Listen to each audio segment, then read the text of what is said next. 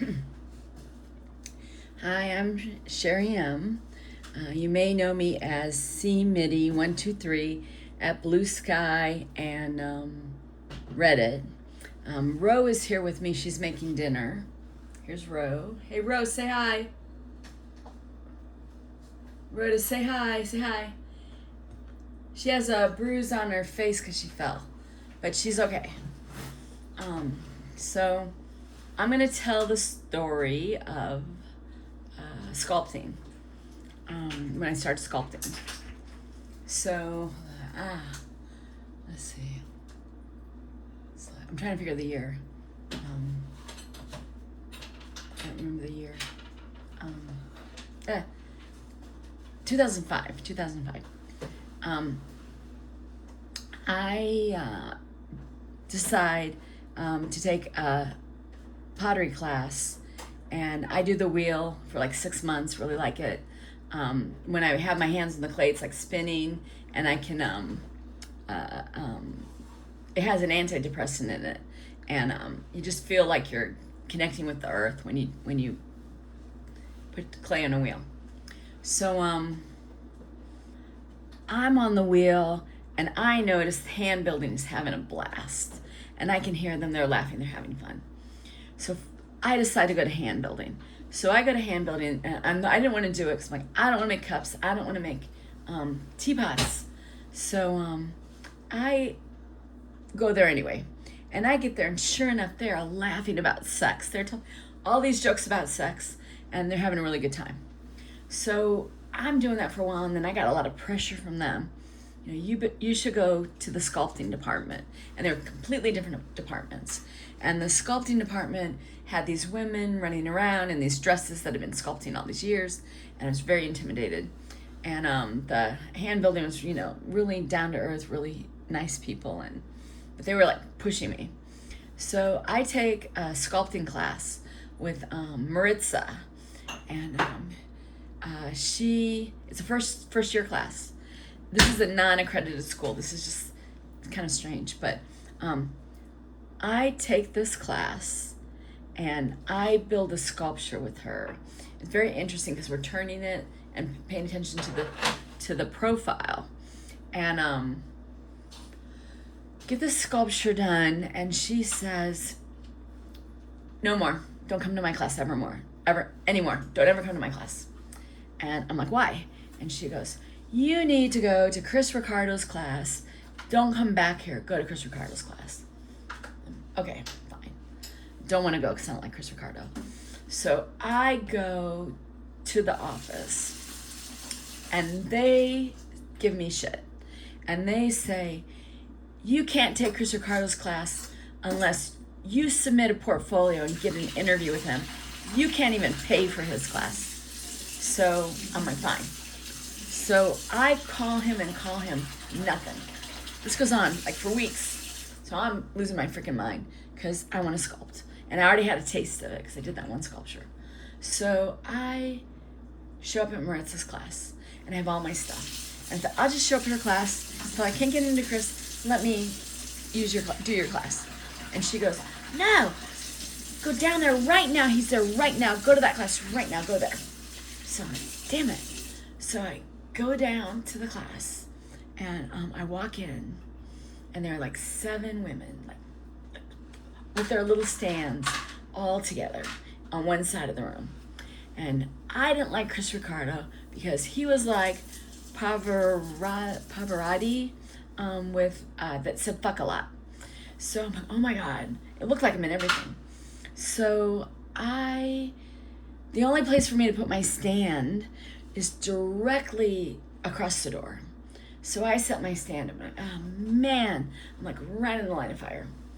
So then he knows I'm in there, and there's a swinging door like you have in a restaurant, and he kicks that door, and I mean that thing just goes bam, and he comes through, and he's a big guy, and beard and everything, dark hair, looks like he's Italian, and he screams, "What the fuck are you doing in my class? Who the fuck do you think you are?" And I said, I don't have to be here. And I start packing up my stuff. And then Maritza hears this, and she comes down and tells him, no, stick with her. So he comes in, and he's like, I'm gonna let her do one sculpture, and I'm gonna drum her ass right out of here. So this is my second sculpture, and I don't even have clay. You have to get permission. So I gotta get permission from him to go get clay. So this class has a live model, and these students have been doing this particular model,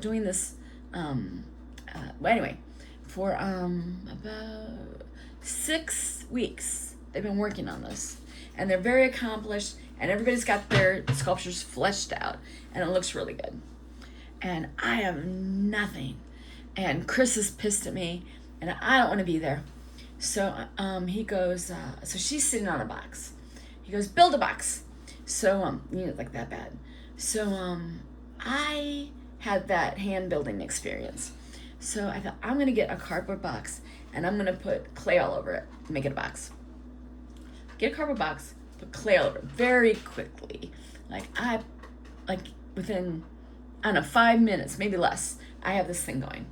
So he comes over and he says, what the fuck is that? What kind of effing thing do you have under that clay to support it? Do you have probably wood and chicken wire, and what kind of effing mess am I gonna take apart when what kind of mess did you make? And I had picked the box because what everybody else was doing, and I'm against this, is making a big cube of clay and then scooping it out. And then you get this box. And I just decided I'm going to take a cardboard box and I'm going to drape clay over it. Looks better and everything. So he says to me that, what's under there? And I say, it's a cardboard box. And he screams. And he says, what is that going to do to my kiln? That smoke from that cardboard box is going to destroy my kiln. And I said, well, actually, that cardboard box is going to shrink when it gets wet, and it's going to pull away from the clay. And when we go to fire this piece, that cardboard box isn't even going to be there. So, he gets this, oh, well, wait a minute, maybe I learned something. So then he goes, why is your cardboard box sagging? Look at this. This is a piece of shit. This thing's sagging. This is never going to hold up. And I said, I made it sag because the box she's sitting at is sagging. He goes, why the hell would you make your sculpture sag why would you do that? And I said, gravity. I'm reflecting the gravity of that bench. And then he said, if you're gonna do that, put a pillow there. So I do, and to this day I hate that pillow. So I put a pillow in. So he leaves. So he goes, start your sculpture. And I don't know where to start because he's teaching me completely different than what Maritza taught me, and I've never done it before. So then he goes, start with the hips. So I make hips real fast, seconds I make the hips. And he comes back and he goes, what kind of hips did you make? And he looks at it and goes, oh, these are pretty good hips. So then he disappears. So then building the sculpture, having some trouble, figuring some things out.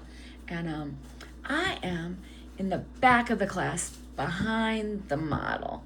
I'm tapping the table again. In the back of the class behind the model. And all the other students are in the front. And there's no way I can get into the front. They're like jockeying. They're not gonna let me up there. So classes are like that. So I'm in the back and I'm like, screw it. I'm gonna do the best back ever on this sculpture. So Chris comes up and he sees I'm doing the back. And it's coming out pretty good. At the back of this sculpture is better than the front, if you've ever seen it. So he's looking at the back and he goes, hey, I know. Let's make this a study of the back. Let's just do a study of the back because it's late. I only have 3 days to do this.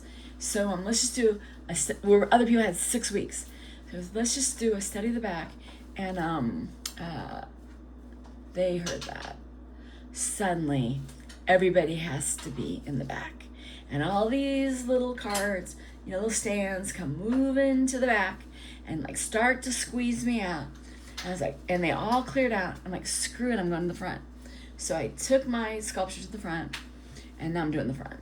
And the front of the sculpture is not as good, but anyway, I'm doing the front.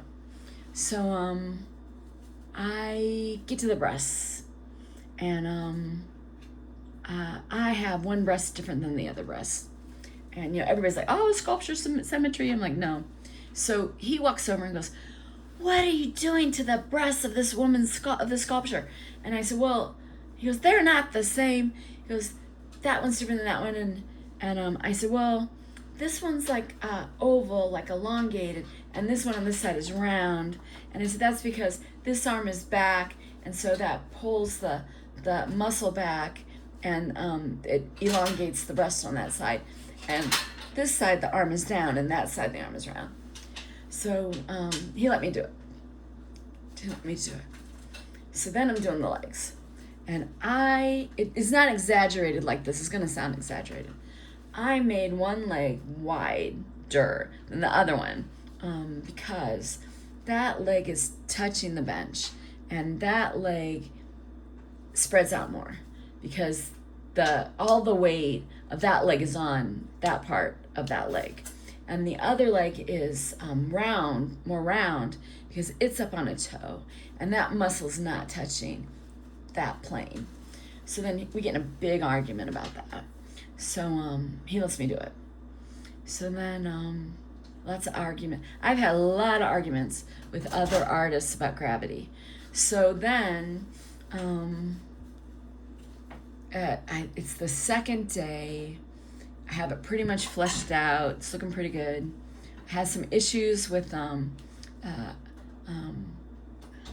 abs because I was exploring the idea. People always like sketch a little ab, and it almost was they drew it on. And I was like, abs are kind of like elusive. You see like a little bit of it, and I couldn't quite see what I was couldn't make out what I was seeing because she was like adjust, and so my abs are kind of half-ass. I wish I could have spent more time on it. So then it's the class is coming to the end of the day, and we built that sculpture without arms, and I am running out of time. We built that sculpture without arms, and I realized that the model had fallen asleep, and I'm putting the arms on, and I realized if I place those arms just right, it's gonna look like she fell asleep. So I do that, and Chris comes over and sees that, and we start laughing. That it looks like that she fell asleep. So he takes her hand, which is on her leg, and we start high row. We start. Are you okay? Yeah, I'll move that for you. Oh, I'm on video. I'm taping right now. I'm 13 minutes into it. Yeah. Oh. She's shaking the table. She's sitting down to eat. Don't move that. Oh my God. She just moved so that it was underneath my thing.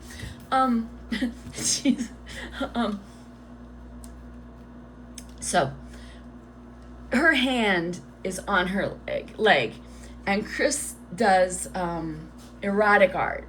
And Chris and I start talking about how this sculpture, if the hand is in the right place, looks like she's masturbating. And we take the hand and start moving it up the leg.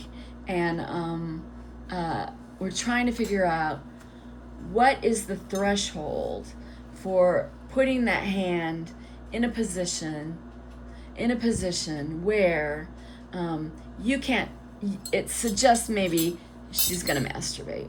So we're fooling around with that, and we're laughing our heads off. So then she wakes up and sees it, gets mad, runs away. And then I submit it in the Boca Museum of Art, all Florida exhibit, and it gets in.